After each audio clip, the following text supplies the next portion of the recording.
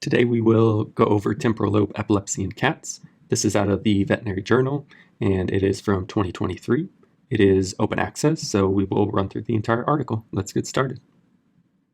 Temporal lobe epilepsy in cats. Abstract. In recent years, there has been increased attention to the proposed entity of feline temporal lobe epilepsy. Epileptic discharges in certain parts of the temporal lobe elicit very similar symptomology, which justifies grouping these epilepsies under one name. Furthermore, feline TLE patients tend to have histopathological changes within the temporal lobe, usually in the hippocampus. The initial etiology is likely to be different but may result in hippocampal necrosis and later hippocampal sclerosis. The aim of this article was not only to summarize the clinical features and the possible etiology, but also being work to place TLE within the veterinary epilepsy classification. Epilepsies in cats, similar to dogs, are classified based on the etiology into idiopathic epilepsy, structural epilepsy, and unknown cause. TLE seems to be outside of this classification, as it is not an etiologic category, but a syndrome, associated with the topographic affiliation to a certain anatomical brain structure. Magnetic resonance imaging, histopathologic aspects, and current medical therapeutic considerations will be summarized, and emerging surgical options are discussed. Introduction. In the last decade, evidence and clinical observations have accumulated in support of spontaneously arising temporal lobe epilepsy in cats. However, the epileptogenic potential of feline temporal lobe structures has been established since the 1930s. Clinical signs of temporal lobe epileptic discharges were researched in depth experimentally through different stimulation of temporal lobe structures, and the observed clinical signs were very consistent. Orofacial muscle activity is frequently present and includes lip smacking, facial twitching, gagging, tongue movement, hypersalivation, and masticatory movement. The ictal progression of the clinical signs follows sequentially, and a 6-stage system describes this sequential change. The rediscovery of this experimentally established system and its usage in a clinical setting may lead to a better understanding of TLE. The ictal signs can be summarized briefly as orofacial automatisms, as this best describes the characteristic ictal signs. However, clearly observable orofacial automatisms are a feature only during stage 3 and stage 4 by SOTO. The earlier stages are less obvious and difficult to recognize. Some cats may progress to a higher stage, but not all 6 stages are visible in a clinical case, and individual differences may also exist in the same cat. Many seizures do not progress to the generalized convulsive seizures, but it may also occur. Knowledge of this system can increase the veterinarian's awareness and recognition of TLE in cats. Classification of temporal lobe epilepsy in cats. An etiological classification of epilepsies is accepted and widely used in the veterinary medicine, and very similar in cats and dogs. 3 main etiologic categories can be distinguished: idiopathic, structural, and unknown cause. There has previously been controversy concerning the existence of idiopathic epilepsy in cats. However, it is now accepted that IE exists in cats and is defined as a disease in its own right. The etiology in dogs is genetic or a suspected genetic. However, currently, no genetic background could be confirmed in cats. In feline epilepsy, the term IE has been used interchangeably with epilepsy of unknown origin. Practically, it is important that a diagnosis of IE is based on a normal interictal clinical and neurological examination. No abnormalities on a diagnostic workup should be found. It should, however, be borne in mind that such diagnoses are always connected with an uncertainty, as there is no confirmatory test, and it remains a diagnosis of exclusion. This may change if, as in dogs, confirmatory tests become available. Several studies in many cats could not find any etiology for epileptic seizures, and such cats were classified as IE or EUO. The proportion of such cats within the investigated population were 25% and 37% in the 2 larger studies. Recently, a large number of cats with epileptic seizures without interictal deficits were evaluated with advanced diagnostic imaging. The brain MRI was unremarkable in 165, 188. However, subtle changes may have been overlooked without histological examination. Structural changes in the brain can cause epileptic seizures secondarily, which is why this group was earlier also called secondary epilepsy or symptomatic epilepsy, but is now referred to as structural epilepsy. The age at seizure onset offers some help for differentiation between IE and STE. Older cats are more frequently associated with STE. Reactive seizures may represent a further group, including toxic and metabolic causes. Occasionally, this group will be known as having reactive epilepsy. However, this is a misnomer, as this is not a brain disease. Many veterinarians describe this entity as reactive seizures, which does not clearly state that the etiology is epileptic. The author suggests using the term reactive epileptic seizures for this group. A further category is epilepsy of unknown origin, also existed earlier as cryptogenic epilepsy. This group includes veterinary patients with obvious neurological signs but a negative workup. Such cases represent a different group, and are unlikely to be classified into the above-mentioned groups. Examples of this category are cats with epileptic seizures and blindness after general anesthesia with a negative workup including MRI. This is not IE, as there is an interictal neurological deficit. However, there is no lesion which would justify its inclusion into STE. The classification into epilepsy of unknown cause may be acceptable here, but these cases are different from cases without neurological deficit and with incomplete workup. Cats with TLE seizures and mild hippocampal MRI changes are also difficult to classify. It is crucial to understand that feline TLE is not of itself an etiological category but can arise from many different etiologies. In fact, the etiologic factors can be categorized according to the well-known mnemonic vitamin D, which represents vascular, inflammatory, toxic, anomalous, metabolic, idiopathic, neoplastic, and degenerative conditions. A further etiological classification was also introduced initially for human patients, but later also suggested for dogs and cats. This scheme consists of 5 axes of seizure investigations: seizure phenomenology, Type, syndrome, etiology and epilepsy-associated impairment. Temporal lobe epileptic seizures best fit into the seizure syndrome axis, which is a group of signs or other characteristics that define that particular group. The hippocampal formation, the most characteristic part of the temporal lobe, has a special nature. It is susceptible to epileptic seizures and very epileptogenic itself. Based on the Hebbian concept wire together fire together, the widespread connections of the hippocampus make its neuronal network susceptible to excitotoxic changes. This means that hippocampal necrosis can develop not only from different initial causes, but epileptic seizures within or outside the hippocampus may elicit hippocampal discharges and later hippocampal necrosis. Hippocampal degeneration after an initial injury can contribute to the maintenance and progression of epilepsy in people. In clinical practice, in many cases, the etiology of hippocampal necrosis and sclerosis often remains unclear and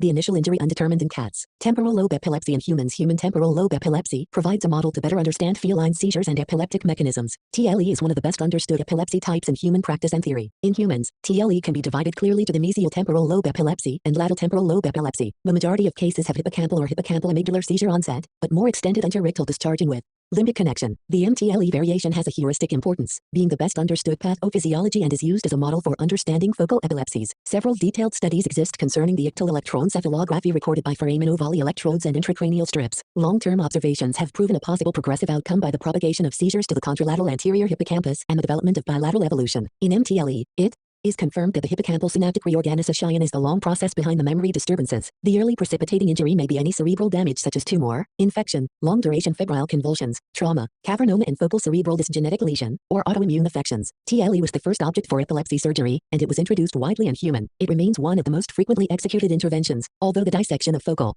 cortical dysplasia has slowly outgrown it. In adults also, the results are excellent and complications are minimal, apart from the loss of a quadrant of the opposite field of vision. Therefore, the conclusion is that epilepsy surgery in pharmacological resistant cases can be an excellent option if extensive workup permits. However, disappointingly for patients and doctors, it was slowly revealed that those proportion of patients who can completely cease anti-seizure medication is much less frequent than had been hoped, but they may subsequently become seizure-free. The influence of the surgery on socioeconomic outcomes is difficult to analyze because of large differences among countries in terms of social, cultural and economic aspects. There is an endeavor to develop a closed skull variation of the open surgery, but this is still executed in a small minority of places for temporal lobe surgery. There are different pre-surgical evaluation approaches, and the failures of reaching better results is leading worldwide to the stereoencephalographic monitoring practice, promising better results in the more precise outline of the seizure onset zone. MRI changes within the temporal lobe. Feline TLE is known for both characteristic clinical and diagnostic imaging features. The MRI often shows changes in signal intensity of the hippocampal region, which are frequently consistent with hippocampal necrosis on histopathology, but may also be caused by other pathologies, among them sclerosis, edema,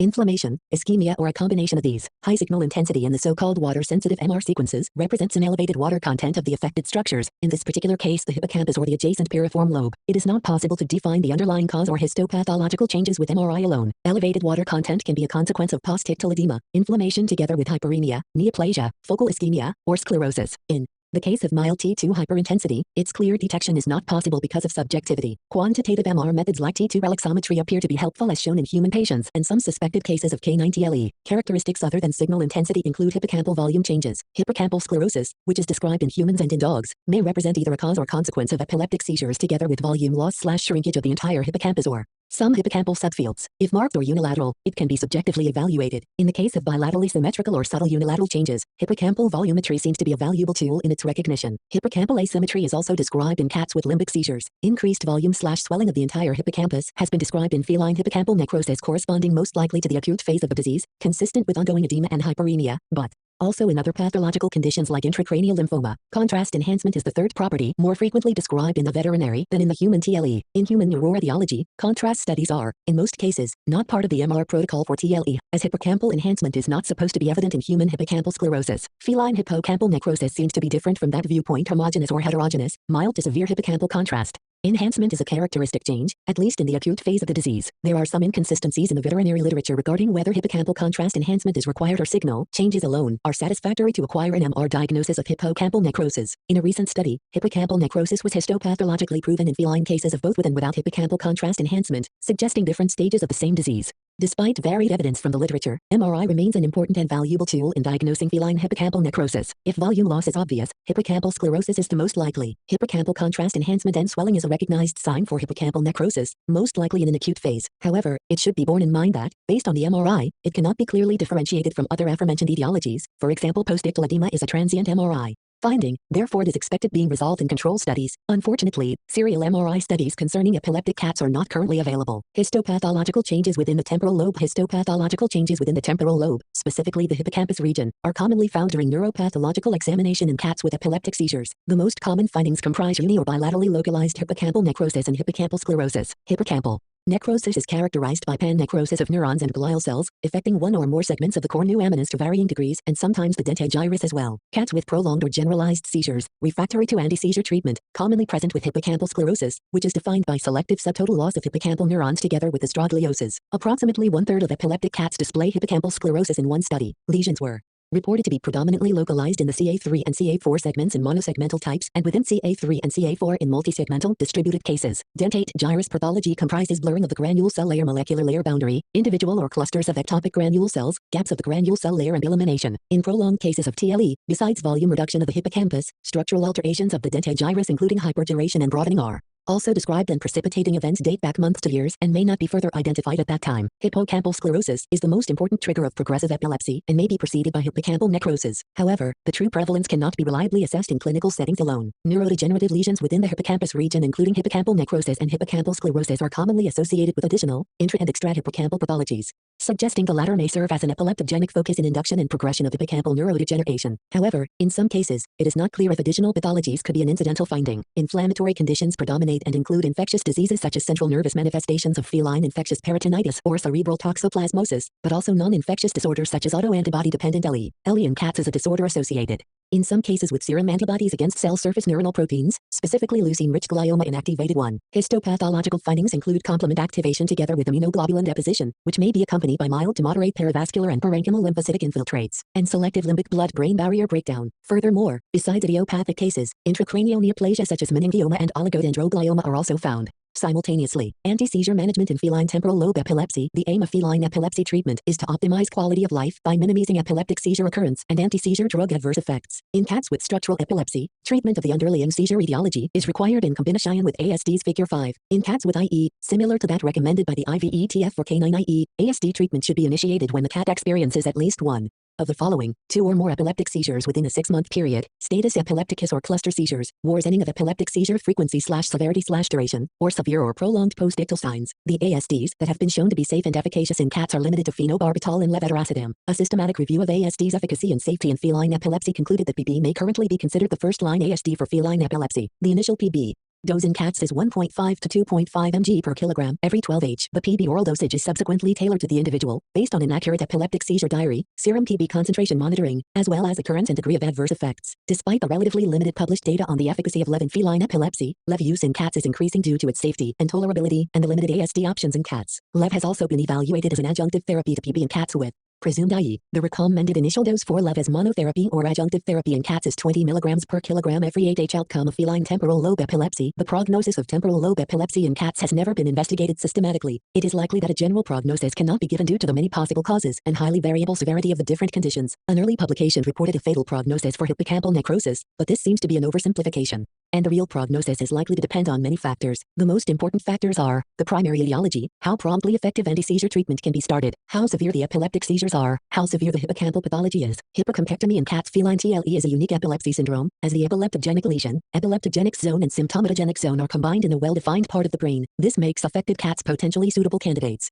for epilepsy surgery. Resection techniques of partial corticohippocampectomy, that is analogous to anterior temporal lobectomy or selective hippocampectomy in humans, have been described with sufficient detail to allow for standardization of surgical therapy in an early stage of this new intervention. Although hippocampectomy has already been successfully performed in a cat with hippocampal atrophy, the technique is just beginning to emerge in the veterinary field and clinical experience is quite limited. In addition to operative risks and complications, the clinical manifestations of the loss of hippocampal function after PCH will be a major concern for cat owners. Cats and dogs have been one of the most common experimental animals for ablation studies in the last century. It is known from these and other investigations that the hippocampus formation is the morphological basis of encoding, consolidation and retrieval of memory in the brain of mammals and is therefore vital for learning. In conjunction with neocortical networks, the hippocampus also influences cognitive functions, spatial orientation and emotional behaviors. Removal of the hippocampus has been associated with deficits in motivation, spatial memory and orienting response, as well as loss of conditioned reflexes and learned behaviors in cats. The described clinical signs observed after ablation of the hippocampus were somewhat reminiscent of cognitive dysfunction syndrome observed in older cats. Hyperactivity and Undirected aggressive behavior were also reported. Time and experience with the technique must show if the observed side effects of PCH are acceptable for cat owners. Conclusions: temporal lobe epilepsy seems to be outside of the well-established veterinary epilepsy classification, as it is not an etiologic category, but a syndrome, associated with a topographic affiliation to the hippocampus. With the ongoing seizures, functional and structural changes within the hippocampus make the outcome less favorable. Therefore, early and effective treatment is crucial for the good long-term outcome.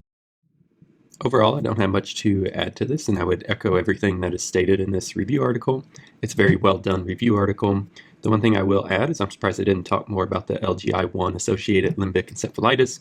It is listed in Table 2, and they briefly touch base on it. For me, this highlights the concern with this disease. We don't know if it is potentially immune-mediated, or do the seizures occur, and then this triggers an immune-mediated condition. So it's a chicken or the egg, or are there two different scenarios going on in these cats? And then there's also been report of glioma associated with this limbic encephalitis or the hippocampal necrosis. For me personally, whenever we have a cat, usually younger to middle age, that presents with these focal facial seizures and hypersalivation, this is going to be my top differential. And the MRIs provided here do a very nice representation of what we typically see in these patients. The treatment of choice for me is quite variable.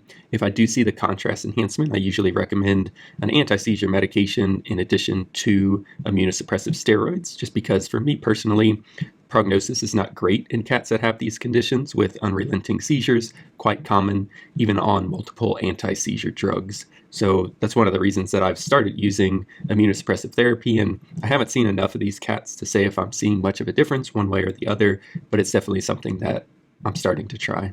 If I don't see contrast enhancement, it's kind of a wash as far as if I'm recommending some sort of immunosuppressive therapy or not. A lot of it depends on how the patient's doing. Maybe I start with an anti-seizure drug, and if they're not responding well, I might add in a steroid at that point. But maybe these are the patients that I should be starting a steroid on sooner, since potentially there's not as much necrosis that's occurred in these patients, and maybe they could have a better prognosis, because it has been shown that the degree of contrast enhancement does not correlate to overall prognosis in these patients.